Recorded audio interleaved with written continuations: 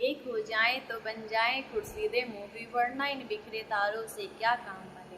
अगर आज वल्लभ भाई पटेल होते तो उन्हें अबुल मुजाहिद का यह शेर बेहद पसंद आता, क्योंकि यह शेर एकता की तरफ इशारा कर रहा है। देश को एक सूत्र में पिरोने वाले वल्लभ भाई पटेल को हम कई रूपों में अक्सर याद करते हैं। भारत के पहले उप प्रधानमंत्री वल्लभ भाई पटेल, जिन्हें सरदार पटेल के नाम से जाना जाता है, जो लौह पुरुष के नाम से इस दुनिया में मशहूर हैं। 15 दिसंबर 1950 को जब उन्होंने इस दुनिया को अलविदा कहा तो हमने इस देश का वर्चस्व करने वाले खूबसूरत नेता को खो दिया। आइए जानते हैं सरदार पटेल के बारे में कुछ खास बातें।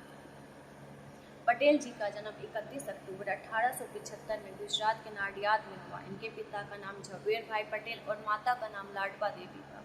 ये अपने माता पिता की चौथी संतान थे। पटेल ने करमसद में प्राथमिक विद्यालय और पेटलाद स्थित उच्च विद्यालय से शिक्षा प्राप्त की। इनकी शादी गनागांज की रहने वाली झावेरवा से हुई। उन्होंने लंदन जाकर बैरिस्टर की पढ़ाई की और अहमदाबाद आकर वकालत करने लग गए। पटेल ने गोधरा में एक वकील के रूप में अपनी कानूनी प्रैक्टिस शुरू की। उन्होंने एक वकील के रूप में तेजी से सफलता हासिल की और जल्द ही आपराधिक मामले लेने वाले बड़े वकील बन गए। उस दौर में वे महात्मा गांधी से बहुत ज़्यादा प्रेरित थे और यही कारण था कि उन्होंने स्वतंत्रता आंदोलन में भाग लिया। देश को आज़ादी दिलाने और आज़ादी के बाद देश का शासन सुचारू रूप से चलाने में वल्लभ भाई पटेल का अहम योगदान है। साल 1928 में गुजरात में बारडोली सत्याग्रह हुआ, जिसका नेतृत्व वल्लभ भाई पटेल ने किया। यह साइमन कमीशन के खिलाफ किया गया था। यह किसान आंदोलन था। उस समय प्रांतीय सरकार किसानों से भारी लगान वसूल रही थी। सरकार ने लगान में 30% वृद्धि कर दी थी, जिसके चलते किसान बेहद परेशान थे। वल्लभ भाई पटेल ने सरकार की मनमानी का कड़ा विरोध किया।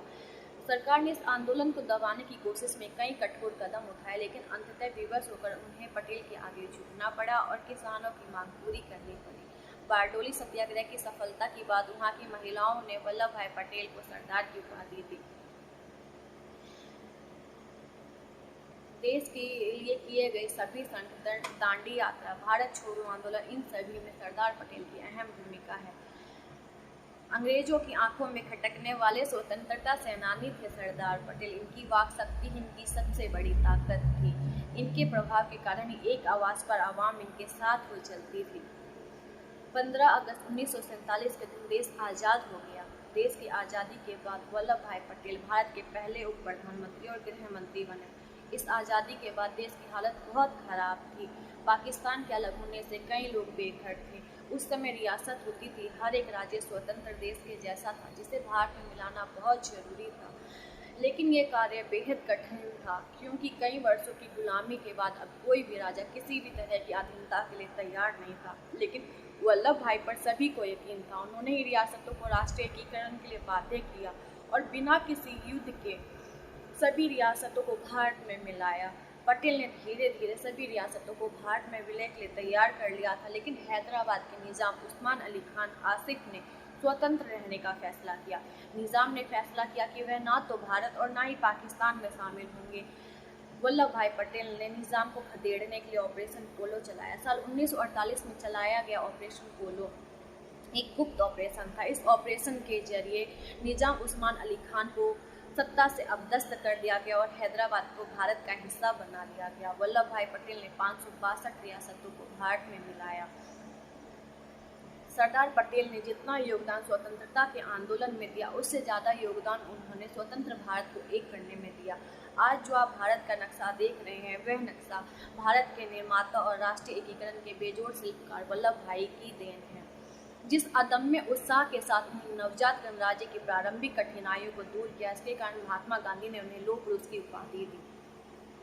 31 अक्टूबर 1950 में महाराष्ट्र में वल्लभ भाई ने इस दुनिया को अलविदा कह दिया। पटेल जी के निधन के बाद 1991 में उनको मरणोपरांत भारत रत्न से सम्मानित किया गया। उनके सम्मान में अहमदाबाद के हवाई अड्डे का नामकरण सरदार वल्लभ भाई पटेल अंतर्राष्ट्रीय विमान क्षेत्र रखा गया। इसके अलावा उनके सम्मान में गुजरात के वल्लभ विद्यानगर में सरदार पटेल विश्वविद्यालय भी है।